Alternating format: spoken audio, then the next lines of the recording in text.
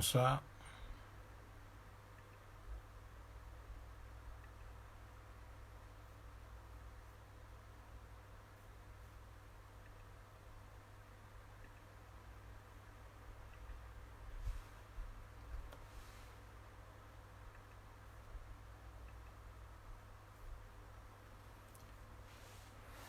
Bon, j'essaye d'inviter du monde.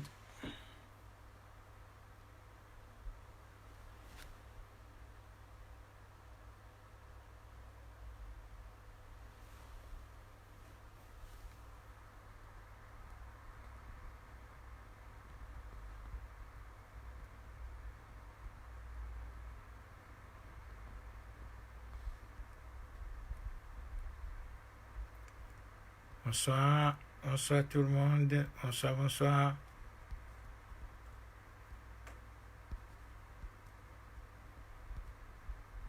Bon, bonsoir.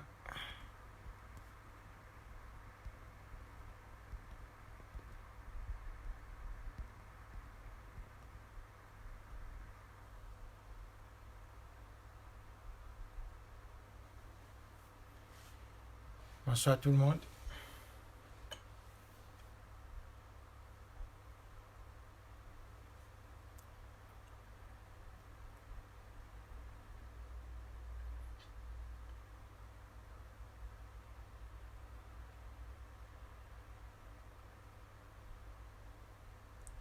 Bon, merci de partager la vidéo et d'inviter vos amis sur le live.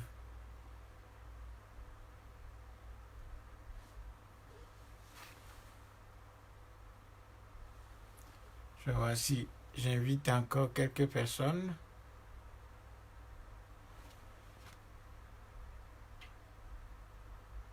Alors voilà, voilà. Inviter du monde sur le live.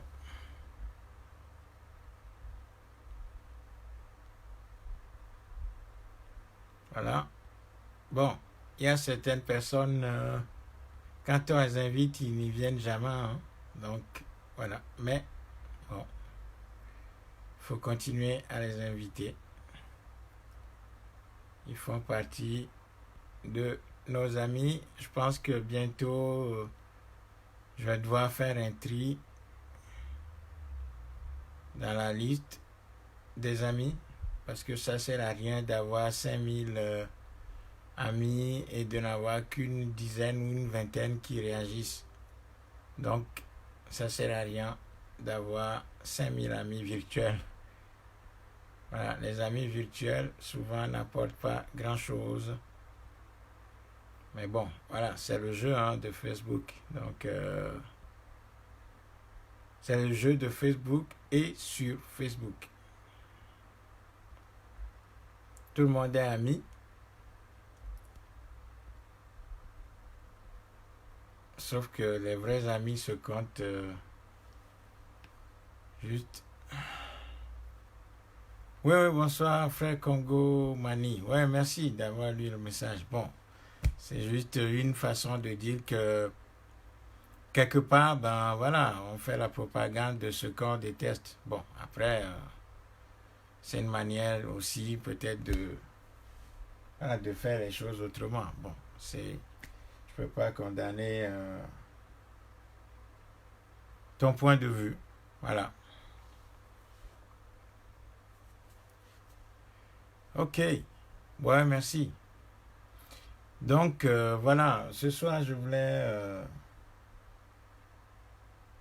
voulais juste, encore une fois, vous remercier pour votre présence, pour tout ce que vous faites, à savoir la diffusion et le partage de nos idées.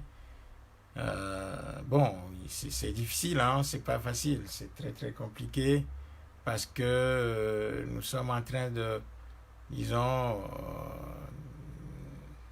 de mesurer toute la difficulté sur le terrain. Une chose est de parler sur Facebook et une autre chose est d'écrire des commentaires sur Facebook, mais une autre chose est de s'engager dans l'action, parce que c'est là où toutes les difficultés commencent, et très souvent, nous ne sommes pas dans l'action.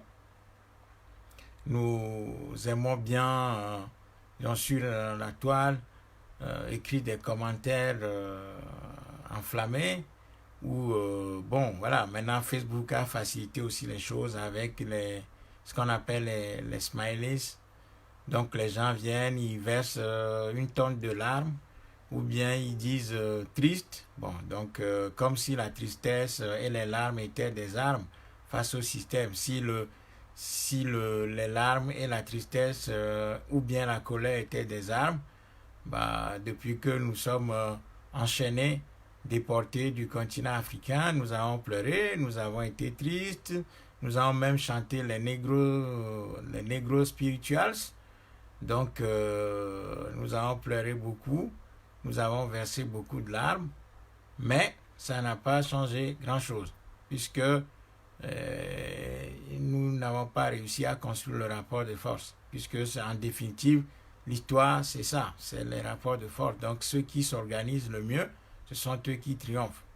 Donc, quand vous n'avez pas des armes, quand vous n'avez pas des bombes, quand vous n'avez pas des médias internationaux puissants en votre faveur, quand vous n'avez pas de l'argent, bah, quand vous n'avez pas des moyens, disons, militaires très développés, eh bien, au moins, vous avez les ressources humaines, vous avez les hommes, encore que ces humains-là disposent de toutes leurs facultés mentales. Donc, c'est là que toutes les difficultés commencent. Parce qu'il ne s'agit pas simplement d'avoir une tête, deux mains et deux pieds. Mais il faut que le cerveau fonctionne effectivement. Donc, à partir du moment où le cerveau atteint, bah, parce que le cerveau, c'est le siège même de l'action humaine. Donc, à partir du moment où le cerveau est atteint, bah, c'est très difficile. Donc, au moins ceux qui sont là, bon, il faut essayer de les encourager à pouvoir agir, parce que là, la situation est vraiment compliquée, quoi. Donc, seule l'action est déterminante dans l'histoire. Donc, si vous n'avez pas les moyens militaires, vous n'avez pas de l'argent, vous n'avez pas des banques qui vous financent, vous n'avez pas des entreprises qui ont des intérêts financiers à vous soutenir, si vous n'avez pas tous les soutiens, disons, du système international, eh bien, au moins, bon, vous avez des ressources humaines, et ces ressources humaines-là doivent faire tout ce qui est à leur capacité pour mettre leur cerveau en mouvement et travailler. Or, c'est là aussi que nous n'arrivons pas à nous mettre en mouvement véritablement. Très peu, disons, les propositions qui sont faites ici ou là ne recueillent pas suffisamment d'adhésion pour être implémentées sur le terrain, et puis on a l'impression que les gens sont paralysés dans leur volonté de pouvoir s'engager véritablement dans l'action. Et donc, tout ce que nous disons, finalement, ça reste sur la toile. Et bon, ça fait plusieurs années que nous faisons tout ça, des conférences, j'allais dans les universités, j'ai rencontré plein d'étudiants, mais une fois que le discours est passé, il ne reste plus rien. Donc, les gens ne sont pas capables de s'engager. Et donc, l'action, ce soir, j'aimerais parler de l'action comme l'élément déterminant de l'histoire. Et c'est lorsqu'un peuple n'agit plus, lorsqu'un peuple ne construit pas et ne s'organise pas, puisque pour agir, il faut s'organiser autour des idées adaptées aux problèmes que vous voulez résoudre. Tout d'abord, comprendre les problèmes, définir ou bien dégager des idées qui sont adaptées à ces problèmes-là. En plus de ça, construire les structures et l'organisation qu'il faut pour pouvoir agir. Ensuite, pour agir, il faut qu'il y ait un leadership qui soit capable de conduire cette action, de sorte à l'orienter dans la discipline pour qu'il n'y ait pas de dispersion des forces dans tous les sens, pour que chacun ne fasse pas n'importe quoi, pour que les efforts soient coordonnés vers l'atteinte des objectifs précis. Eh bien, une fois que le leadership est établi et reconnu, l'étape suivante, c'est que ce leadership travaille à se doter d'un plan stratégique, autrement dit d'un agenda, pour pouvoir commencer à canaliser les énergies dans le sens de l'atteinte des objectifs qui sont fixés. Bon, malheureusement, tout ceci nous échappe. La discipline, disons, pour faire les choses n'est pas notre fort. Et puis surtout que nous n'avons pas suffisamment manifesté ou nous ne manifestons pas suffisamment de volonté dans le sens du concret, de l'action. Et puis bon, il y a des gens qui disent ah ben vous êtes là sur la toile, vous parlez depuis 20 ans, il n'y a rien qui se fait, oubliant que je ne suis pas un kamikaze, je ne suis pas un djihadiste, je ne suis pas un fou de Dieu pour me mettre autour de la taille une bombe ou une ceinture de bombes pour aller m'exploser dans un palais présidentiel. Et même si je me faisais exploser dans un palais présidentiel pour assassiner le président, bah, finalement ce sera qu'un seul président que j'aurais assassiné. Puis tout le reste sur le continent africain va continuer. Et puis bon, moi je serai mort, mais finalement je serai remplacé, enfin le président assassiné sera remplacé par un autre Berlu. Donc c'est pas comme ça que l'histoire se fait. C'est pour ça que les djihadistes n'ont jamais remporté quoi que ce soit. Et encore une fois, c'est-à-dire ces djihadistes ou bien terroristes qui s'explosent et qui font exploser leur ennemi, bon, ils atteignent une cible, mais l'ensemble du système est maintenu. C'est pour ça que ce type d'action n'est pas ce qui est recommandé par l'histoire. Encore une fois, pour ne pas aller trop loin dans l'histoire, c'est la Chine qui nous montre la voie. Voilà, parce que les Chinois, quand ils ont été dominés, ils pouvaient choisir la voie du terrorisme, avec des bombes pour aller s'exploser un peu partout, mais ils n'ont pas fait ça. Ils ont plutôt construit un puissant mouvement de libération axé sur un patriotisme très poussé et ils se sont affranchis et dans ce cadre-là, ils ont reconstruit leur pays. Donc seule l'action est ce qui est déterminant dans l'histoire. Bon, donc moi, constatant que depuis 20 ans, que je fais des conférences ici ou là, il n'y a rien qui bouge, je vois à peine des gens se manifester, eh bien, je vais tout simplement arrêter. Voilà. Donc, ce soir, je vais tout simplement vous informer que je vais arrêter. Et puis passer à autre chose, quoi. Parce que c'est, voilà, on parle dans le vide. Je sais pas. Voilà. Donc, j'ai fait le tour du continent. Depuis les années 2000, j'ai rencontré un certain nombre de dirigeants. J'ai été en Côte d'Ivoire, voilà, j'ai été en Libye, j'ai rencontré, bon, voilà, c'est pas le moment de dire tout, mais c'est pour vous dire que nous avons essayé de faire des choses au moment où il y avait quelques 2 ou 3 pouvoirs en Afrique qui étaient plus ou moins favorables aux idées panafricanistes. Nous avons essayé d'approcher ces pouvoirs-là pour leur demander de nous soutenir, de nous accompagner. Eh bien, on n'a eu que dalle. Voilà.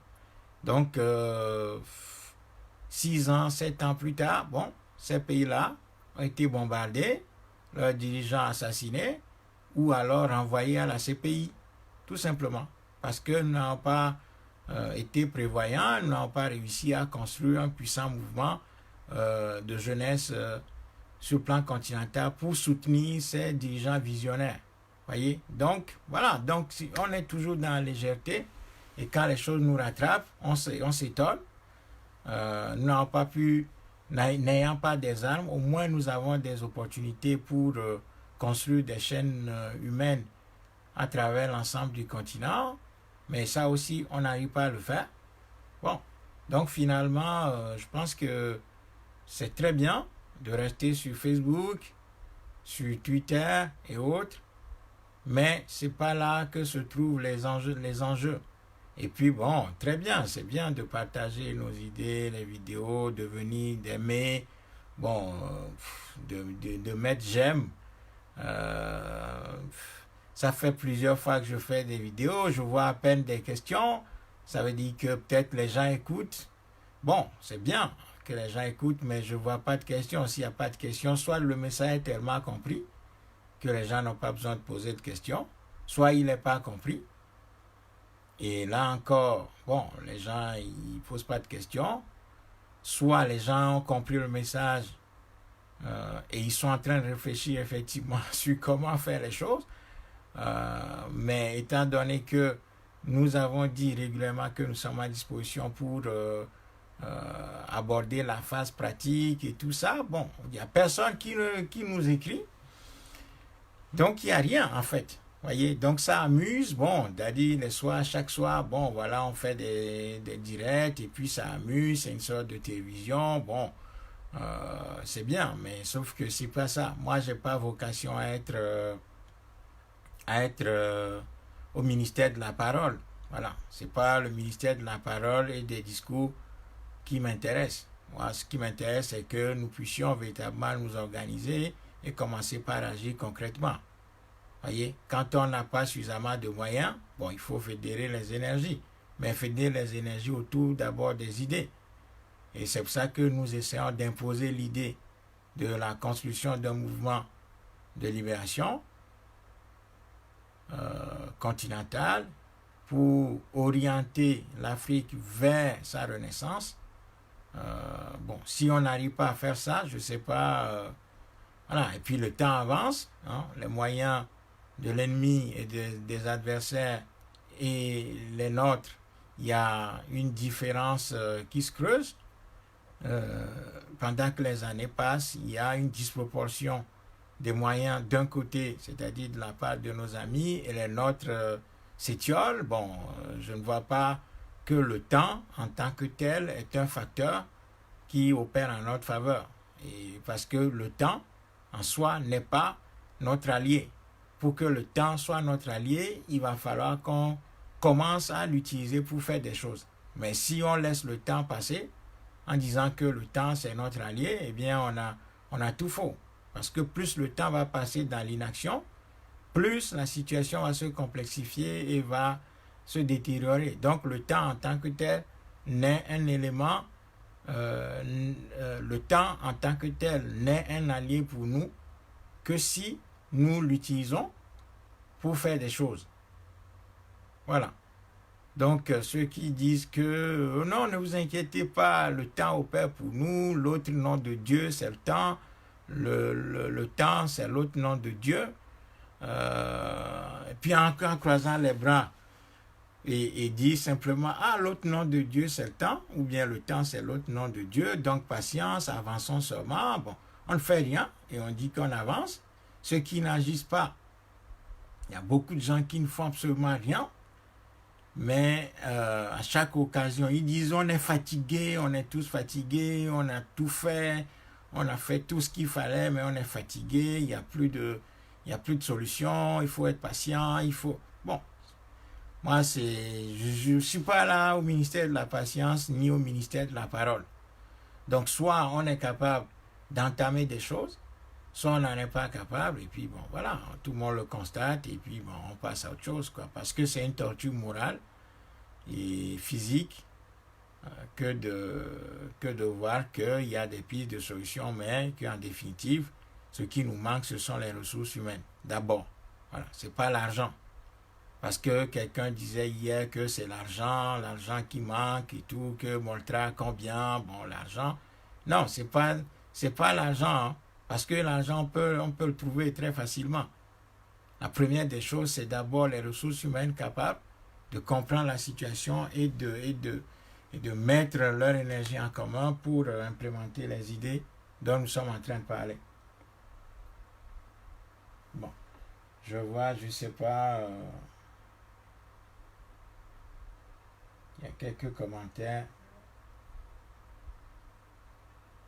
Donc, moi, je ne sais pas s'il faut continuer. Je ne sais pas si ça vaut la peine. Parce que c'est une torture morale. Je le sais très bien. je sais ce que je dis. Ça fait des années que nous sommes très mal. Le sommeil n'existe plus. La paix du cœur n'existe pas. L'amusement, voilà, quand on est dans la gravité, on ne s'amuse plus. Donc, moi, je ne suis pas quelqu'un qui m'amuse particulièrement. Donc, voilà, on est peiné de voir son peuple dans cette situation. Et puis, bon, finalement, on observe que c'est l'incapacité totale. Voilà. Et on se contente de rester sur Facebook. Donc, voilà, je pense que les dictateurs ont gagné pour le moment.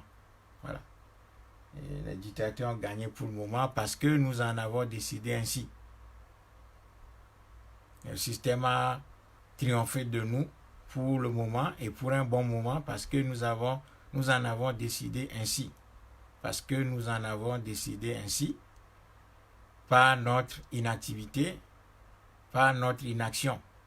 Parce que si c'est simplement les partages et les j'aime et les smileys tristes ou les larmes, hein, les smileys de larmes, ou bien les j'aime, si c'est avec ça que nous pensons pouvoir changer le cours des choses, bon, c'est que nous ne savons pas de quoi nous parlons. Donc voilà pourquoi je me demande si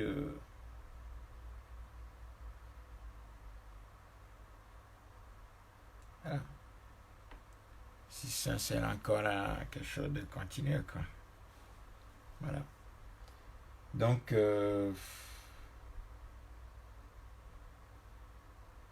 ne sais pas ce que vous pensez, hein. Donc, vous êtes là. Il y a une dizaine de personnes sur direct. Bon, on peut en débattre, hein. Est-ce que ça vaut la peine de continuer? Et si oui, bah, on continue à faire quoi? Et si c'est non, bon, ok, là, c'est acté, et puis bon, on ferme la boutique, et puis bon, on fait autre chose, quoi. Donc, c'est tout. Voilà. Oui, le problème des traîtres parmi nous, merci à Oussou. C'est pas ça la question. Les traîtres parmi nous. On a quoi pour. On n'est même pas organisé, et puis on dit qu'il y a des traîtres parmi nous. Bon, non. Moi, je parle de notre inactivité. Vous me parlez des traîtres. Pour qu'il y ait des traîtres, il faut qu'il y ait une organisation véritable. Donc moi, je n'écoute même pas les traîtres. Je sais qu'il y a des gens parmi nous qui jouent au double jeu, qui sont des couteaux à double tranchant, ou bien qui sont tout simplement des agents infiltrés qui nous écoutent, qui rendent compte. C'est leur job, c'est tout à fait normal. Mais dans l'histoire, les choses comme ça ont existé. Pour le moment, nous n'avons pas encore mis en place des structures capables de pouvoir travailler véritablement sur ces questions-là. Donc, ces gens-là, ils existent, ils pilulent, et puis ils sont en mission. Bon, il faut constater ça, et puis continuer notre travail. Et c'est le rapport de force, hein. Nous sommes en guerre, et la guerre, si elle est déclarée, c'est que les deux camps qui s'affrontent savent à peu près que chaque camp veut neutraliser l'autre. Donc, tous les moyens sont bons, tous les coups sont bons. On sait que ces ennemis-là et ces adversaires ou ces traîtres existent, mais ce n'est pas ça qui est l'élément le plus important. Donc, il faut continuer à travailler. Disons qu'il faut que les structures se mettent en place. Moi, j'ai dit que partout où il y a des Africains, il faut que 2 ou 3 personnes se constituent. Bon, ça, ce n'est pas quelque chose de très compliqué. Mais même ça aussi, on n'arrive pas à le faire. Vous voyez, 2 ou 3 personnes qui se réunissent, qui écoutent le message et puis qui disent, bon, voilà, on écoute le message, bon, est-ce qu'on contacte le frère et puis on essaye de voir si on peut le rencontrer ou s'il peut se déplacer. Bon, ça, c'est quelque chose de très basique, hein. Même ça aussi, on n'arrive pas à le faire. Même ça aussi, on n'arrive pas à le faire. Il n'y a rien à l'horizon. Bon, donc le temps passe. Bon, Voilà. C'est pas la peine. Donc les traites, c'est pas ça la question. La question, c'est d'abord ce que nous-mêmes, ceux qui ne sont pas des traîtres, qu'est-ce qu'ils font? Voilà. Après, on s'occupera des traîtres. Voilà. Après, on s'occupera des traîtres. Et puis, si on était organisé, nous aussi, nous enverrons des traîtres dans les rangs de nos adversaires. Mais on n'est même pas encore à ce niveau. Voyez? Donc, c'est bien de parler des traîtres. Mais je pense que les vrais traîtres, en définitive, ce sont ceux qui, parmi nous, ne font absolument rien. Ce sont là les vrais traîtres. Les vrais traîtres, ce ne sont pas les gens qui sont envoyés par le système parmi nous pour nous infiltrer et détruire les choses, faire des commentaires assassins, dire oui, vous êtes à l'étranger, vous parlez, vous serez plus crédible sur le continent, donc tant que vous n'êtes pas sur le continent, vous devez fermer votre gueule et ne pas critiquer quoi que ce soit parce que vous êtes délégitimé à partir du moment où vous n'êtes pas en Afrique. Ce qui est un raisonnement extraordinaire quand même. Voyez? Donc, les vrais traîtres, ce sont ceux qui ont compris le message, qui ne sont pas du tout en copinage avec le système, qui ne sont pas envoyés dans nos rangs, mais qui, ayant compris le message, se couchent là-dessus et ne tentent absolument rien, minés par l'asthénie, par l'incapacité de prendre des initiatives, par le manque de volonté, se disant être entouré que de traîtres. Si vous voyez tout votre entourage comme des traîtres, eh bien, vous ne ferez absolument rien. Ça veut dire que vous allez rester seul jusqu'à l'éternité. Donc, il faut briser ces conceptions-là et cette asthénie, cette incapacité à agir pour chercher du monde, quoi. Toujours, on en trouve. Il y a tous des gens qu'on trouve autour de soi. Donc, il faut sortir de tout ça. Je pense que les vrais traîtres, plutôt, ce sont ceux qui, parmi nous, ne font absolument rien. Voilà. Ce sont plutôt là les traîtres. Quant aux traîtres qui sont envoyés parmi nous, ça, une fois qu'on s'organise, une fois qu'on s'est organisé, on s'en occupera. Donc, occupons-nous d'abord de nous. Débarrassons-nous des attitudes qu'on peut considérer comme de la traîtrise, avant de vouloir s'occuper des traîtres qui sont infiltrés, qui sont parmi nous et qui sabotent tout ce qu'on fait. Voilà. Alors, quelqu'un me dit, bon, Peter, bon, bonsoir. Donc, ouais, qu'est-ce que ça coûte de continuer? Eh bien, ça coûte. C'est pour ça, justement, qu'il faut dire les choses aux nôtres. Ça coûte beaucoup. Hein? Donc, ça coûte énormément de continuer de parler dans le vide et de constater que rien ne se passe finalement, puisqu'on reste sur Facebook. Bon, on prend Facebook pour le terrain de jeu. Et puis, bon, dans la réalité, rien ne se passe. Donc, ça coûte beaucoup. Ça coûte à la fois de l'énergie intellectuelle, mentale, et puis physiquement, c'est très compliqué. C'est très lourd de parler seul et de constater que rien ne se passe en réalité, que le message ne se transforme pas en action. Puisque le verbe, c'est l'action. Voyez, si le verbe ne produit rien, et je ne value pas la situation par rapport à ce que je fais depuis quelques jours ici ou quelques semaines. Ça fait quand même 20 ans. Malgré mon âge, j'ai consacré mes plus jeunes années au service de l'Afrique. Quand je me retourne pour faire le bilan, franchement, c'est pas très... Voilà, il faut avoir un courage ou avoir un mental de fou pour continuer. Il y a beaucoup de gens qui nous ont abandonnés en chemin parce qu'ils n'ont pas pu tenir. Pétant les plombs, disant que bon, ce peuple-là, ça sert à rien, il ne faut pas continuer comme ça parce que ça vous met dans un état, disons, de nervosité permanente. Vous êtes handicapé parce que vous ne pensez qu'à l'Afrique et ça vous fait très mal de constater qu'il n'y a rien qui bouge. C'est comme si les cerveaux sont morts ou sont sous perfusion, quoi.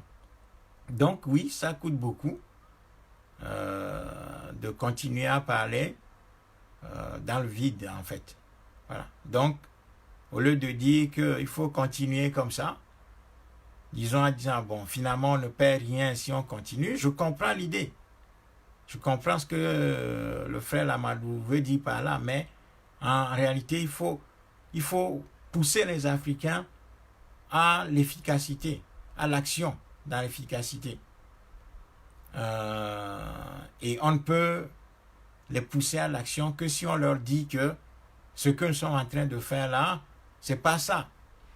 Donc il faut dire les choses aux gens pour qu'ils comprennent que véritablement là, nous ne sommes pas encore dans l'action. Voilà, nous sommes dans la sensibilisation, dans le message, dans le partage du message, mais ça dure trop. Voilà, il ne faut pas qu'on reste trop là-dessus, parce qu'à force de rester trop sur le message, sur la sensibilisation, ce qu'on appelle la conscientisation et autres, eh bien finalement le temps passe, et puis bon voilà, les choses ne se mettent pas en place. Et puis bon, il ne faut pas oublier que ceux qui ont pensé les idées, ceux qui élaborent les idées, bon, ils ont une vie, hein, donc leur vie étant courte aussi, la vie humaine étant courte, bah, si nous ne pouvons pas commencer par mettre en œuvre nos idées avant de mourir ou avant de partir, eh bien, il y a un problème. Voilà. Donc, l'histoire, c'est à la fois le temps long, mais également le temps court et le temps moyen. Donc, voilà, il faut dire aux gens que ça coûte beaucoup de continuer dans ce sens. Voilà. Le frère Aoussou dit non, mais parce que ceux-là qui font partie de notre communauté ne se sentent pas liés à la cause commune. Comment faire? Bon. Bah, si quelqu'un se dit de la communauté, tout en ne se sentant pas concerné par la situation, ça veut dire que celui-là, c'est un faux. Il n'est pas parmi nous. Ça veut dire que c'est juste un plaisantin qui est là, qui profite pour écouter. Deux, trois choses, piger deux, trois choses et puis piocher quelques idées pour aller faire des commentaires ailleurs et puis se montrer comme ceux qui pensent. Bon, et là, on a aussi vu, hein, moi j'ai vu beaucoup de nos publications un peu partout, nos idées, nos phrases, des gens copient et ils suppriment nos noms, bon, ils suppriment mon nom, ils suppriment le montra de la chose et puis s'attribuent. Ça, je l'ai vu depuis, bon, je vois ça depuis 20 ans, mais qu'est-ce que vous voulez? On ne peut pas se battre non plus contre tout ça, quoi. Donc, on fait tout pour que on ne soit pas connu, pour qu'on dise qu'il y a un vide. Bon, donc, chacun, je ne comprends pas, je ne sais pas comment interpréter ce comportement. Même des photos que nous avons montées, hein, des affiches de nos conférences parfois, où on met Moltra, bon, les gens, ils coupent le Moltra, et ils changent ça, ils mettent d'autres choses là-dessus. Bon, je ne comprends pas, je ne sais pas. Je ne sais pas. Il y a quelque chose en nous qui est vraiment négatif, qui est vraiment méchant, qui est vraiment noir, quoi. Et c'est terrible à dire, mais c'est comme ça. Il y a quelque chose de véritablement noir en notre sang qui fait que même nos frères qui pensent, nous ne voulons pas qu'ils apparaissent. Voilà, à la lumière, pour que les gens les voient, s'en réfèrent. Non. Je pense qu'il y a quelque chose de fondamentalement noir, de négatif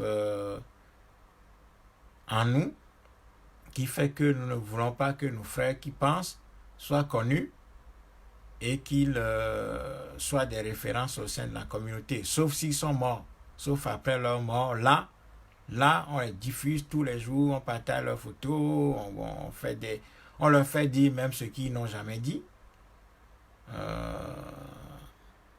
pour les montrer comme des héros, alors que de leur vivant, on ne les a jamais portés, on ne les a jamais révélés au peuple ou aux masses populaires. Donc, quelque part, nous aimons adorer nos penseurs et nos leaders que s'ils sont morts, parce que là, ils ne constituent plus un danger pour nous et un enjeu. Donc, l'enjeu a disparu. Donc, finalement, tout le monde peut se réclamer de la mémoire de ces gens, quoi. Et ça, c'est vraiment quelque chose qui est à revoir dans notre sang. C'est très grave. Voilà. Donc, je veux dire que s'il y a des gens parmi nous qui ne se sentent pas liés par la cause, ça veut dire que ces gens, ils ne sont pas des nôtres. Ils n'ont pas encore compris. C'est pour ça d'ailleurs que le message du Moltra consiste à dire aux Africains, en tout cas à ceux qui sont engagés, que ce n'est pas parce que quelqu'un a la peau noire, les lèvres lipues, le nez écrasé, les cheveux crépus, qu'il est noir, ou qu'il est kémite, ou qu'il est dans le paradigme de la renaissance de notre continent. Tous les Africains ne sont pas des frères et sœurs. Ça n'existe pas. Voilà. Même si par, disons, bonhomie langagère, par un abus de langage, on dit frères et sœurs. En réalité, bon, il y a beaucoup qui ne sont pas nos frères et sœurs. Parce qu'ayant été atteints profondément, disons de manière quasi irrémédiable par le système, et puis animés de mauvaises intentions, bon, ces gens-là, on ne peut pas les considérer comme des frères et sœurs. C'est pour ça que la seule chose qui s'impose à nous, c'est de trier nos amis sur le volet à partir de leur adhésion à la ligne qui est la ligne du Moltra. Donc, si ceux qui se retrouvent dans la ligne du Moltra, ce sont eux qui sont nos amis. Voilà. Et qui sont liés à la cause. Ce sont avec ces gens-là que nous traitons. Tout le reste ne nous intéresse pas. Voilà. Parce que nous n'avons pas vocation à embrasser tout le monde. Tout simplement parce que la peau noire n'est pas synonyme forcément d'une volonté de faire évoluer les choses sur le continent africain. Sinon, on n'aurait pas des dictateurs africains parmi nous. Et des affairistes de tout genre. Je vois encore s'il y a d'autres commentaires, quelques commentaires supplémentaires.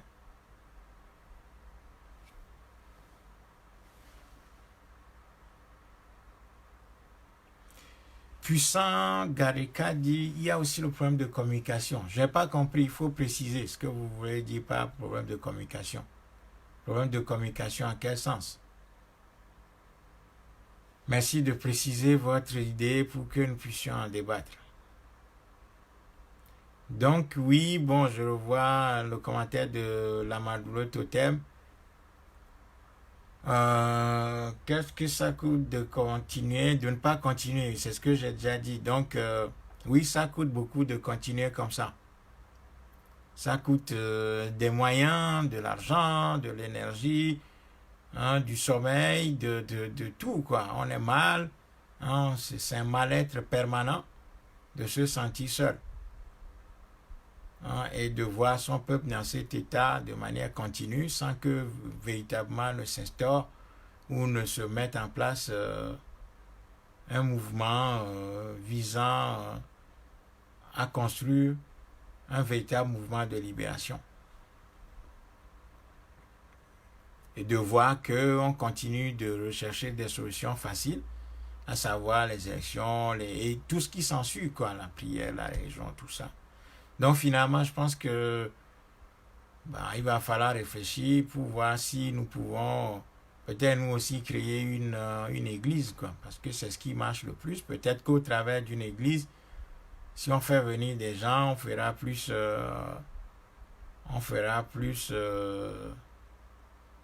les choses, quoi. Peut-être que si au travers du message biblique, on fait venir du monde, on peut faire, déjà que par la Bible, on fait manger aux Africains du pétrole, on fait boire aux Africains du pétrole.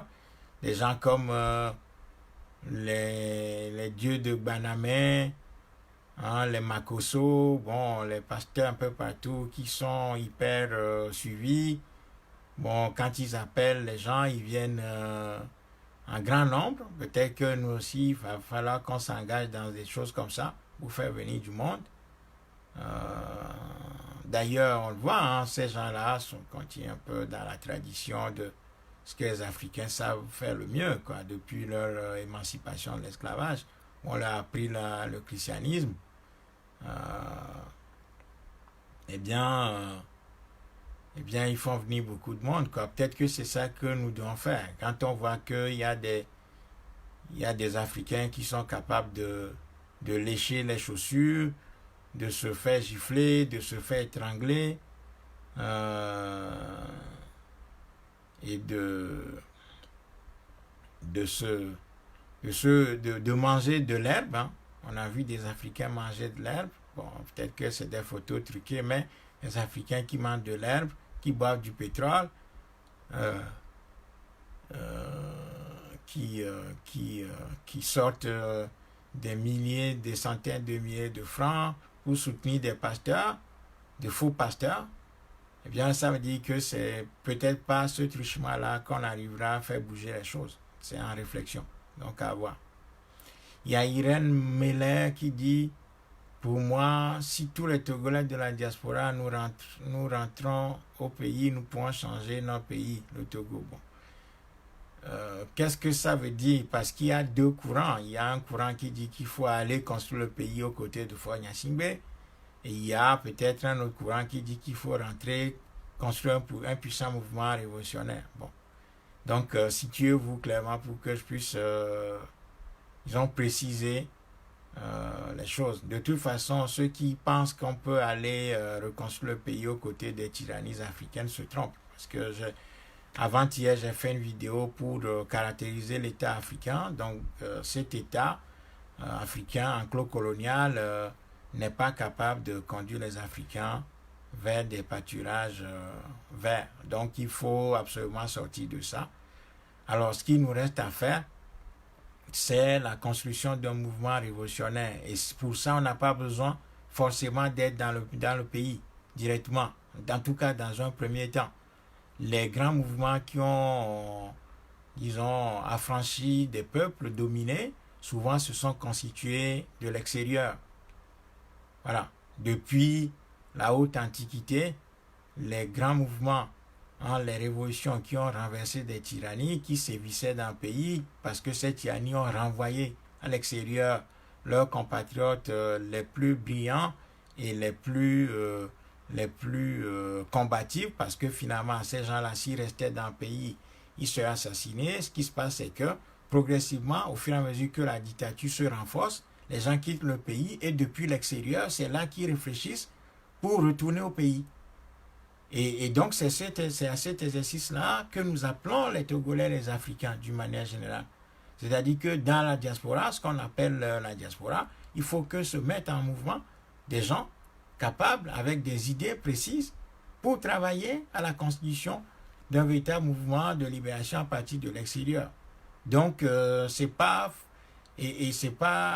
rentrer au pays sans plan, sans projet, sans aucune structuration qui est la solution. On ne va pas changer les choses comme ça. Donc, de l'extérieur, on peut retourner au pays très facilement, mais la seule condition, c'est la mise en place d'un mouvement révolutionnaire depuis la diaspora, depuis l'extérieur. Et ça, c'est notre boulot, c'est notre travail. Il faut en être conscient. Voilà. Donc, je vois que...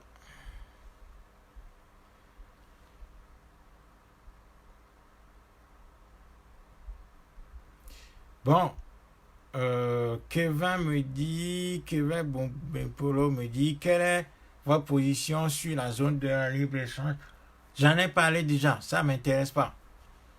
J'en ai déjà parlé dans une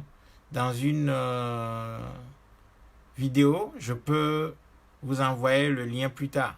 La zone de libre-échange, c'est une bêtise. Dans les conditions actuelles d'un continent africain sans État véritable, la zone de libre-échange, c'est juste pour permettre aux multinationales de continuer leur pillage de l'Afrique. Donc, c'est...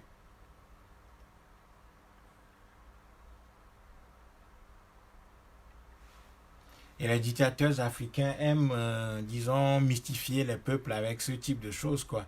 Parce que le libre-échange, c'est la mondialisation poussée à l'extrême. Hein. Donc, avec la libre circulation des biens et des capitaux. Et ça, en Afrique, ça veut dire simplement faciliter les investissements étrangers, en réalité. Et puis, faire en sorte qu'il n'y ait plus de douane, il n'y a plus, pour que les importations puissent être faciles, alors qu'elles le sont déjà. Et en tout cas, la zone de libre-échange, c'est un approfondissement des programmes d'ajustement structurel qui ont subi beaucoup de transformations. Ça, c'est des choses que j'ai répétées 1000 fois sur cette page. Donc, je ne vais pas redire tout ça. Donc, la zone de libre-échange n'a aucun intérêt dans l'Afrique actuelle. Voilà.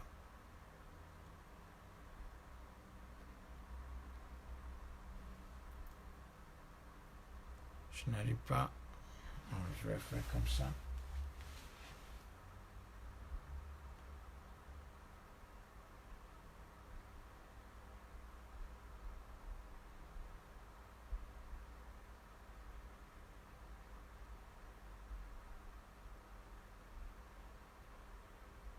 Voilà, alors, j'arrive à lire maintenant.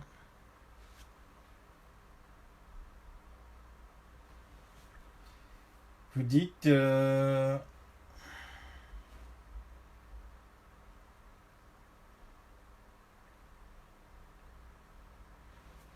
nous perdons chaque jour, je vais lire, nous perdons chaque jour de brillants cerveaux qui sont conditionnés dans les think-tanks étrangers. Généralement, la jeunesse africaine éduquée est prise dans les pièges des moules.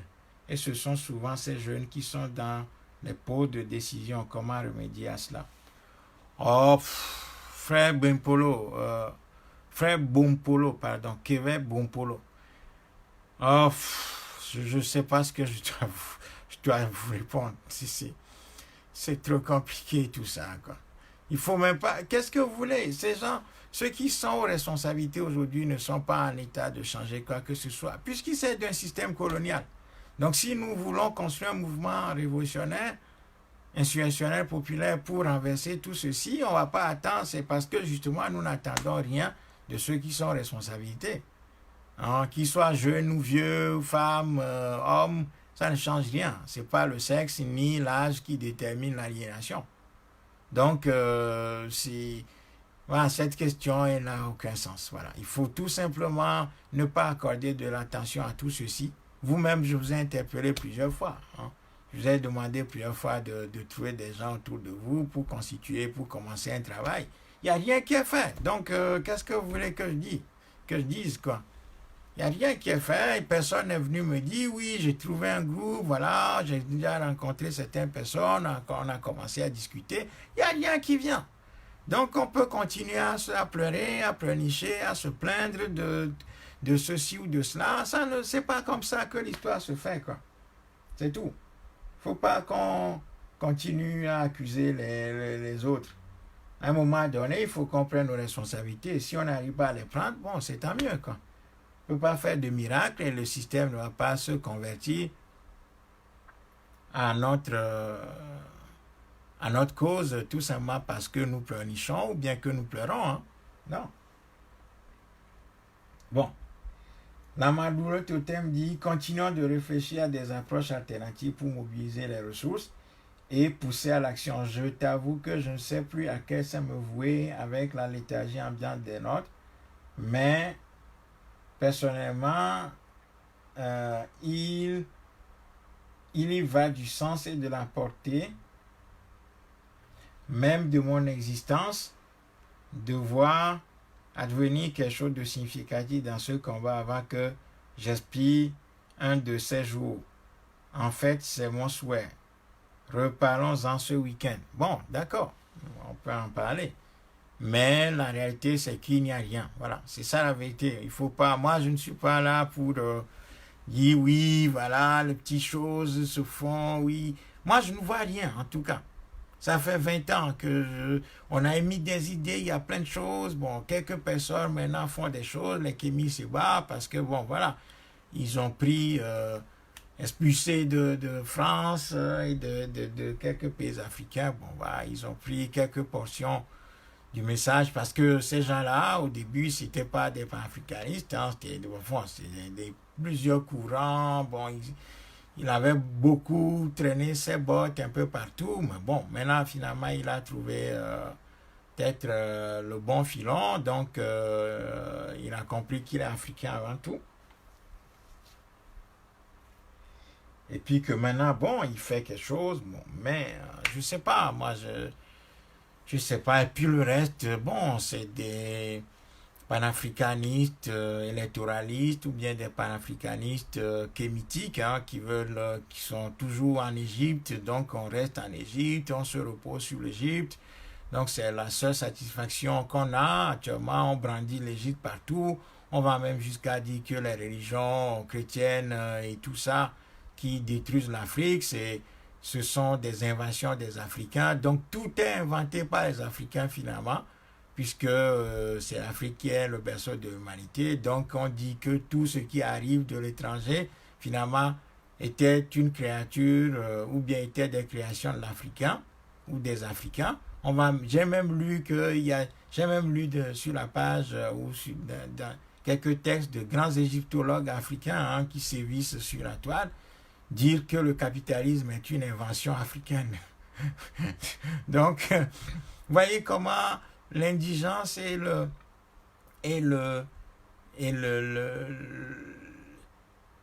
et notre caractère de vaincu, hein, exclu de l'histoire, nous font imaginer toutes sortes d'inventions. On s'attribue tout. Hein. C'est que tout est inventé par les Africains. Et ça, c'est la ligne kamite et égyptologique, hein, où on se repose sur l'Égypte en disant que tout vient de là. Donc, finalement, il n'y a plus rien. C'est-à-dire les autres n'ont plus rien. Nous ne sommes même pas des esclaves. C'est-à-dire que ces gens-là, ils se reposent tellement sur la grandeur égyptienne que nous n'avons jamais été esclaves, nous n'avons jamais été colonisés, pour eux, nous avons été tous des pharaons. Donc, voyez comment le fait d'être défait et de refuser d'assumer son statut de défait, de vaincu, pour faire ce qu'il faut faire pour revenir hein, dans le jeu, fait que finalement, on se repose sur l'histoire, sur l'Égypte, et puis ces gens-là disent qu'on a tout inventé, c'est-à-dire tout ce qui existe dans le monde, que ce soit en bien ou en mal, c'est nous qui avons inventé. Donc, il n'y a même pas de surprise pour nous. Quoi. Donc, il y a ces courants-là. Hein, ou bien, c'est des courants électoralistes qui disent qu'il faut aller aux élections, ou bien des réformistes.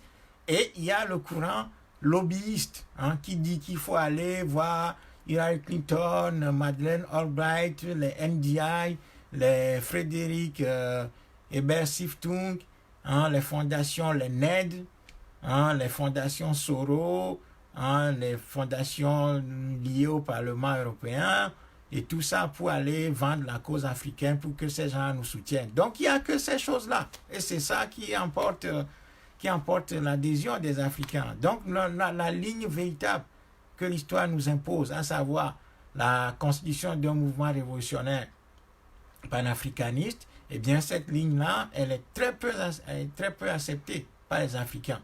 Donc voilà, ça c'est des choses qui sont concrètes, hein, qui existent au quotidien. La preuve c'est nous, hein. Donc on est très minoritaire. Ce qui marche, c'est ceux qui parlent du lobbyisme, qui disent qu'ils vont aller voir Macron pour lui dire que l'Afrique souffre, donc que l'Élysée ou la France doit aider. Bon, ça c'est des choses qui... Alors que bon, c'est que nous les esclaves, on veut aller dire au maître que l'esclavage était un mauvais système.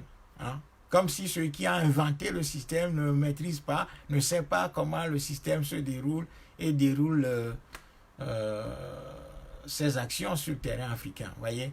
Donc, lobbyisme, égyptologisme, hein, égyptologisme, donc l'Afrique est l'inventrice de tout. La ligne électoraliste, la ligne réformiste qui parle des réformes, la ligne internationaliste qui pense qu'il faut chercher d'autres partenaires pour l'Afrique, que c'est parce que l'Afrique a eu la malchance d'avoir de mauvais partenaires que sont les Européens et les Occidentaux. Donc il faut trouver maintenant des partenaires asiatiques, latino-américains et autres pour pouvoir avancer.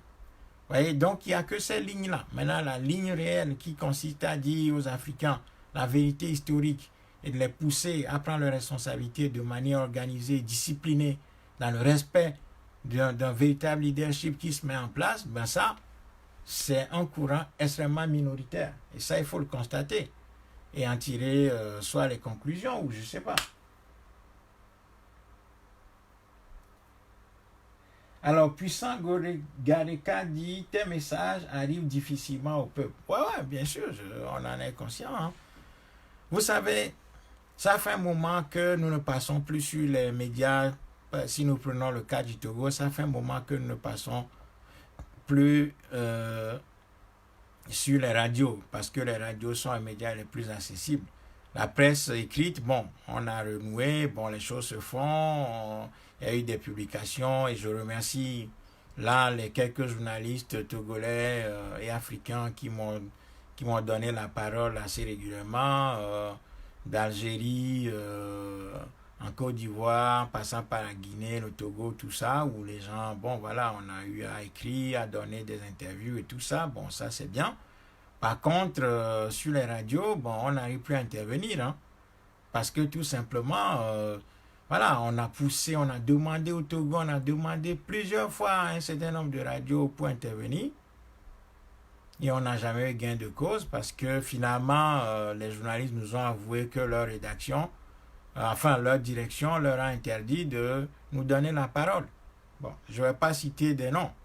Il y a encore 2-3 semaines, j'ai discuté encore avec un des journalistes au Togo, hein, un journaliste radio qui me disait, qui finalement, parce que ça fait plusieurs années, on a même réalisé une interview par WhatsApp, et il m'avait promis que cette interview allait passer. Cette interview n'est jamais passée. C'était au moment du soi-disant dialogue. Cette interview n'est jamais passée. Donc, on s'est un peu, disons, tiraillé là-dessus. Donc, moi, je voulais des explications et tout. Finalement, ça fait plus d'une année que le dialogue est devenu compliqué entre nous. Et finalement, il y a 2 semaines, ce compatriote m'avoue que c'est sa direction qui a demandé que nous ne passions pas sur son antenne, quoi, son antenne. Donc nous n'avons plus la parole, nous n'atteignons pas notre peuple, surtout pas la radio. Bon, et il y a un autre aussi, bon, qui faisait une émission très suivie. Nous avons tout fait pour passer, il a refusé. Chaque fois, il me disait, oui, demain, non, je vais voir, non, je prépare ça, non, ça va se mettre en place et tout. Jamais on est passé, donc j'ai compris qu'on ne passera pas. Il y a un grand média télé africaine qui est sur la place maintenant. Bon, qui nous a accordé une interview. Bon, on a réalisé l'interview par WhatsApp. Oui, par WhatsApp, comme ça en vidéo. Bon, ça n'est jamais passé. Ça n'est jamais passé. Donc c'est comme ça, hein. Nous sommes, notre parole n'est pas relayée et tout, quoi. Donc voilà. Alors, comme c'est comme ça, nous avons décidé d'utiliser les réseaux sociaux pour nous adresser directement à notre peuple. Donc c'est le cas de la page Facebook et WhatsApp et autres, où nous essayons de faire passer le message. Après, je ne sais pas si les gens relaient ces messages-là dans les groupes.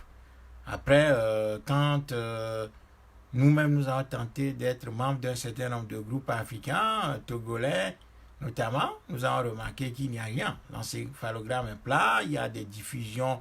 Quand vous envoyez un message, il y a tout de suite 10 messages derrière qui n'ont rien à voir avec la situation de l'Afrique, où les gens s'amusent, c'est du n'importe quoi. Le niveau est très bas, on parle des choses vraiment qui n'ont aucun lien avec la situation, c'est-à-dire qu'il n'y a pas de réflexion en tant que telle sur la situation, mais c'est des partages d'articles ou de points de vue, et puis parfois entrecoupés de jeux, de trucs d'amusement, de rire. Donc, c'est pas comme ça qu'on va pouvoir avancer, quoi. Donc, c'est ça la réalité. Donc, nous, qu'est-ce qu'on fait? Bon, on utilise les réseaux sociaux, notamment Facebook et autres, pour s'adresser à notre peuple. Maintenant, est-ce que ça arrive chez les gens? Très peu, parce qu'on voit aussi les chiffres. Les vidéos les plus vues, c'est maximum 1500, 2000. Ça, c'est les meilleurs. Après, tout le reste, ça tourne autour de 400, 600, 800, par là, 1000. Et puis, c'est tout, quoi. Donc, c'est ça la réalité. Donc, finalement, moi, je me dis que après 20 ans disons, de promenade et d'actions diverses et variées, je suis en mesure de dire, hein, je ne parle que de mon expérience, hein, je ne parle pas d'autre chose, de ce que j'ai pu voir. Je pense que notre peuple n'a pas encore les capacités véritables de vivre dans un monde comme celui-ci. Il va falloir attendre un peu. Peut-être que lorsque le monde des témoins de Jéhovah arrivera, où le lion est ami avec la pintade et la girafe, hein, et que le loup caresse gentiment l'agneau, hein, le dépouillant, hein, lui enlevant les poux. Bon, peut-être là, l'Africain serait plus heureux. Et puis, voilà, comme ça, il n'aura pas d'ennemis, il n'aura pas d'adversité, tout lui sera donné.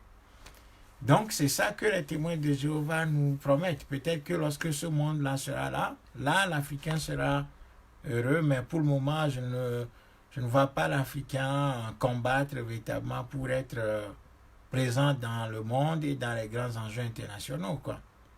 On n'arrive pas à résoudre nos problèmes internes parce que ça demande une organisation, une structuration, un mental de gagnant, une discipline très poussée. Je ne vois pas l'Africain s'engager dans tout ça pour le moment. Tout ça dépasse l'Africain pour le moment. L'Africain n'a pas encore les colonnes vertébrales en tant que tel pour s'engager dans une nation libératrice. Parce que ça lui fait peur et ça lui coûte. Et puis d'ailleurs, le message, disons, appelant les Africains à s'engager dans une lutte de libération est perçu comme un appel à la violence et au sang. Ce qui veut dire que la colonisation et notre situation actuelle, c'est la paix, c'est les fleurs, c'est le bisou, hein, c'est la bise qui nous est faite chaque fois, c'est la paix, c'est le progrès, c'est la joie. Et puis que quand on appelle à la résistance organisée contre ce système anthropophage qui nous bouffe, eh bien, ce message est plutôt considéré comme un appel à la violence, à la haine, à la destruction. Voyez? Donc, c'est comme ça que l'Africain interprète les choses d'une manière générale. Après, il ne faut pas non plus dire que c'est tout le monde qui est comme ça. Mais la majorité perçoit le message de la résistance organisée comme un appel à la violence. Et les gens nous reprochent d'ailleurs que nous appelons à la violence et que l'Afrique a déjà fait couler trop de sang de ses enfants. Donc, qu'il faut sortir de ça et qu'il faut s'engager plutôt dans la création des entreprises et tout ça pour faire évoluer la situation de manière progressive et très pacifique, quoi. Donc, voilà. Donc, disons les choses très clairement, je ne vois pas encore l'Africain acquérir la capacité véritable de ce que les peuples ont fait quand ils ont été confrontés à des situations comme les nôtres. Au moment, on est encore dans le monde de l'enfance, malheureusement. En tout cas, de ce point de vue-là, sur le plan de l'organisation, de la capacité à empoigner le problème de manière déterminée, résolue, aller de l'avant, non, on n'en est pas encore capable. Et puis beaucoup de gens nous disent, bon, voilà, c'est pas parce qu'il y a l'Afrique qu'on ne doit plus faire la fête, qu'on ne doit plus dormir, qu'on ne doit plus avoir une vie. Donc nous, cessez de nous culpabiliser puisque vous mettez la faute sur nous en disant qu'on fait trop la fête, qu'on va trop à l'église et tout ça. Donc cessez de nous culpabiliser, foutez-nous la paix et allez libérer votre Afrique, foutez-nous la paix et cessez de nous culpabiliser. Hein, il y a quelques jours, il y a un couple qui nous a rencontrés, qui nous a dit, voilà, il faut cesser de nous culpabiliser, quoi. Et que c'est pas parce que l'Afrique et le Togo sont en difficulté qu'eux ils ne vont pas vivre. Voilà. Donc c'est ça notre réalité. Voyez? Et si on n'arrive pas à corriger tout ça, je ne sais pas à quelle période on va pouvoir s'engager véritablement pour faire quelque chose. Voyez? Donc voilà. Bon. Donc, je vois qu'il n'y a plus de commentaires. Bon, il est assez tard. Je pense que je vais conclure en disant que seule l'action organisée, structurée, conduite par un leadership visionnaire autour d'un plan stratégique adapté, est capable de changer les rapports de force dans l'histoire. Il n'y a rien d'autre. Donc, si nous continuons à fonctionner comme nous le faisons actuellement, il n'y aura rien qui va bouger et nous serons, disons, obligés de voir que tout ce que nous faisons sur Facebook, sur les réseaux sociaux, bon, ça ravit les gens, ça ravit quelques personnes qui viennent, qui mettent le pouce bleu, qui mettent des smileys de tristesse, de colère, des larmes et autres. Alors que l'histoire indique clairement que la tristesse, les larmes et tout ce qui s'apparente à ces éléments-là ne constituent pas des armes déterminantes capables d'influencer le sort des peuples. Si nous voulons changer le sort de nos peuples, la situation en Afrique, il va falloir commencer par agir de manière structurée, même si on est 2 ou 3 personnes, il faut commencer quelque chose. Il faut de quoi le temps passe et les problèmes s'approfondissent. Nos ennemis et nos adversaires se dotent de moyens plus puissants au jour le jour, pendant que nous, on n'arrive même pas à s'organiser, on n'arrive même pas à se rencontrer entre gens partageant les mêmes idées. Et donc, si nous continuons dans cette logique-là, nous verrons que le temps n'est pas notre allié. Hein. Dans la mesure où, pour que le temps soit notre allié, il va falloir l'utiliser pour faire des choses. Donc, si nous n'utilisons pas le temps pour faire les choses et que nous croisons les bras en disant « Ah, le temps, c'est l'autre nom de Dieu », eh bien, nous verrons que le temps va être notre pire ennemi. Parce que plus il va passer, plus la situation va s'aggraver, plus nos problèmes vont s'alourdir et moins nous aurons les moyens de pouvoir affronter ces problèmes-là. C'est pour ça qu'il faut utiliser, pour que le temps soit un allié pour nous, il va falloir l'utiliser à bon escient. Et puis, commencer petit, même si nous rêvons grand, au vu de la situation, nous sommes obligés de rêver grand et de commencer très petit. Parce que nous n'avons pas les réseaux, les éléments puissants à notre disposition. Donc, il va falloir chercher un à un les gens qui sont capables de comprendre le message, de les armer, hein, de les déprogrammer. Ceux qui peuvent être déprogrammés, il faut les déprogrammer pour les reprogrammer. Et ensuite, les mettre en mouvement, les uns après les autres, pour créer un puissant mouvement. En tout cas, commencer le travail de structuration en vue de pouvoir créer un mouvement de libération continentale et de reconstruction de l'Afrique. Mais ce travail-là, il est très compliqué. Pourquoi? Tout simplement parce que si vous rassemblez les gens, le défi c'est de les faire tenir. Parce que j'ai constaté aussi sur ces 20 années de militantisme que nous ne sommes pas souvent capables de tenir sur la durée. C'est-à-dire que l'endurance nous manque. Nous ne sommes pas assez endurants. Nous nous fatiguons très vite. Nous ne sommes pas constants. Tout ça, c'est des phénomènes qui sont issus de notre déchéance. Hein? De notre déchéance et de notre façon de percevoir la vie. Alors que la vie, c'est un combat. Et que le général de Gaulle disait que qu'il soit donné à chacun selon les œuvres de ses armes. Nous ne comprenons pas ces maximes. Nous ne comprenons pas la pensée de l'adversaire, de comment il opère, comment il est entreprenant et tenace dans ses projets. Hein? Il est résistant. Et s'il n'arrive pas, il va construire un mouvement sur la durée, c'est-à-dire qu'il va former des générations successives pour continuer et approfondir l'entreprise originelle. Nous, on abandonne très vite, il n'y a pas de constante, il n'y a pas de constance dans nos entreprises, il n'y a pas de continuité, on est très vite fatigué, on est lassé, on fait 2-3 pas, on dit « Oh non, ça suffit, on a trop souffert, c'est trop, on a mal, on nous a assez frappé, il y a eu trop de morts, le sang a trop coulé, donc il faut arrêter, ça suffit comme ça, il faut les laisser, Dieu va régler le problème.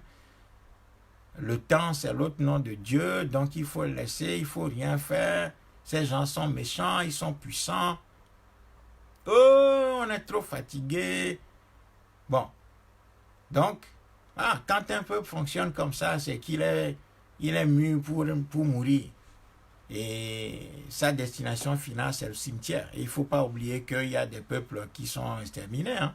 Ce n'est pas parce que les Africains se multiplient que nous allons devenir puissance. Si vous multipliez le nombre des faibles, vous ne vous renforcez pas, vous n'agrandissez pas en puissance. Ce n'est pas parce que les faibles sont en masse, sont nombreux en nombre, sont nombreux en population, qui changent quelque chose. Non. La seule condition que les faibles utilisent leur nombre pour agir, c'est qu'ils s'organisent et qu'ils se structurent. Pour que les faibles puissent peser et changer les règles du jeu par leur nombre, c'est qu'ils s'organisent. C'est l'organisation qui décide de tout et la structuration et leur action. Voilà. Donc s'il n'y a pas ces éléments-là, le nombre en tant que tel ne change rien. Imaginez que il y a au 18e siècle et 19e siècle, les Chinois étaient les plus nombreux au monde. Hein. Mais à partir du moment où ils sont désorganisés, qu'il n'y avait pas de leader visionnaire autour duquel ils étaient réunis pour battre les chefs de guerre, les seigneurs de guerre, les voyous qui ont été installés à leur tête par le Japon, les États-Unis, la France, l'Angleterre, la Russie, l'Espagne, le Portugal et tout ça, la Chine, malgré son nombre, était très faible. Jusqu'à ce que Mao et ses camarades aient pris leurs responsabilités. Et là, véritablement, le nombre chinois maintenant joue un rôle fondamental dans l'histoire. Et là, les rapports ont changé. Donc, le nombre en tant que tel n'est pas synonyme de... C'est pas parce que les Africains sont 1 milliard que ça change quelque chose. Donc, si vous multipliez les faibles et les aliénés, vous ne changez rien du tout. C'est-à-dire que vous ne faites qu'approfondir votre faiblesse avec le nombre. Donc, pour que le nombre joue en notre faveur, il va falloir franchir un palier supplémentaire. C'est-à-dire, avec le nombre, il va falloir s'organiser, se structurer, surtout autour des idées claires et adaptées à nos situations. Lesquelles idées sont mises en œuvre par un leadership visionnaire, capable, compétent, courageux. Et il y a une profondeur de vue. Et là, en ce moment-là, le nombre joue un rôle. Voilà. Donc, je pense que c'est ça ce qui nous attend. C'est ça les entreprises qui nous attendent. Maintenant, moi, je suis dans une position où je me dis que, voilà, peut-être qu'il y a d'autres personnes qui sont plus capables, qui sont plus à même de faire les choses. Donc, peut-être qu'il est temps de céder la place aux autres pour qu'ils continuent ce que nous autres, nous avons essayé d'approfondir à partir de nos ancêtres, hein, les Mao Mao, les Nkrumah, les Sékou Touré, les Cheikh Anta Diop, les Sylvanus Olympio et autres, quoi. Donc, peut-être qu'il y a d'autres personnes qui sont à même de faire passer le message et de faire les choses. Donc, à quoi ça sert? Je ne suis pas Gnassingbé Yadema pour mourir au pouvoir. D'ailleurs, je n'ai aucun pouvoir, donc je n'ai pas envie de m'imposer jusqu'au bout. Donc, si les gens ne sont pas capables d'entendre le message, de commencer quelque chose, de prendre contact avec nous, qu'est-ce que vous voulez? J'imagine que lorsque les gens comme Makosso font leur prédication, ou bien des faux pasteurs font leur prédication, comme ça en direct, ou bien à l'église, qu'est-ce qui se passe derrière? C'est qu'il y a des rendez-vous qui sont pris pour les voir. parce qu'on ne peut pas tout discuter en public. Donc ces gens-là, ils ont des rendez-vous, hein, ils ont des messages inbox, comme on le dit. Mais nous, on a combien de inbox? Il n'y a rien. Voyez? Donc les gens ne cherchent pas à nous voir, ni bon, voilà, pour faire le contact physique véritablement, pour que, au-delà de ce qui est partagé publiquement, que les choses véritables se mettent en place derrière le rideau. Voyez, derrière le rideau. Or, les pasteurs et les machins, les faux pasteurs là, les Makoso et autres, bon, quand ils font leurs prestations, derrière, ils ont des contacts directs, quoi. Les gens les contactent pour les voir, pour les rencontrer, les inviter dans leur ville et tout ça. Bon, donc les choses se mettent en place. Nous, il n'y a rien. Voyez? Donc si les gens, ce qui est bien, bon, ils estiment qu'ils ont fait quelque chose d'extraordinaire, c'est quand ils partagent la vidéo. Bon, c'est tout. Donc on partage la vidéo et puis bon, c'est tout. On croit qu'on a fait quelque chose de gigantesque, de révolutionnaire. Non, parce qu'on n'est pas dans l'action. Il faut remercier ceux qui partagent la vidéo, mais ce n'est pas encore ça. Il faut une étape supplémentaire pour aller au contact directement des gens pour essayer véritablement de construire les structures qui sont nécessaires à la révolution que l'histoire nous impose en Afrique, quoi. Voyez? Donc c'est ça, le vrai travail. Donc sur ce, je vous salue fraternellement, je vous dis bonne soirée et voilà. Donc moi, voilà, je sais pas. Voilà. J'ai vu les Africains de toutes les couleurs. Voilà. J'ai vu ces 20 dernières années, j'ai vu les Africains de toutes les couleurs. J'ai vu des noirs, des verts, des rouges, des blancs, des gris, de toutes les couleurs, j'en ai vu. Donc finalement, c'est un constat d'échec. Ils ne sont pas capables de vivre dans ce monde-ci comme des hommes. Voilà. Nous sommes, notre rôle, fatalement, c'est le rôle de serviteur des autres peuples. Nous servons de viatique aux autres peuples dans leur cheminement historique. C'est-à-dire que comme chacun, quand vous entreprenez un voyage, vous devez vous munir des éléments qui sont nécessaires à votre voyage. Bien, on a l'impression que la nature nous a créés pour servir d'appui aux peuples qui sont véritablement adaptés à la vie.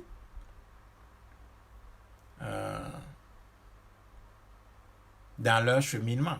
Voilà. On a l'impression que le peuple noir joue un rôle, disons, d'appui, quoi, un rôle secondaire, un rôle d'accompagnateur d'autres peuples plus adaptés au monde actuel, puisque c'est eux qui font les règles, qui construisent le monde finalement dans lequel nous sommes, et nous, on y est, tout simplement.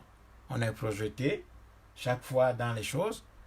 Nous ne jouons aucun rôle, parce que nous ne maîtrisons pas d'abord notre espace. Notre espace géographique nous échappe, donc à partir de ce moment-là, nous n'arrivons même pas à construire chez nous. Qu'est-ce que vous voulez qu'on aille décider chez les autres? Les droits que nous n'avons pas en Afrique, les Africains prétendent qu'ils doivent les avoir ailleurs. Alors que le statut d'homme, le statut du respect commence par chez soi. Déjà chez nous, les dictateurs nous frappent, nous tuent, nous massacrent, nous affament, ne nous donnent aucun droit. Et quand nous sommes à l'étranger, c'est là que nous voulons qu'on nous respecte, qu'on nous donne tous les droits, ce qui est complètement faux.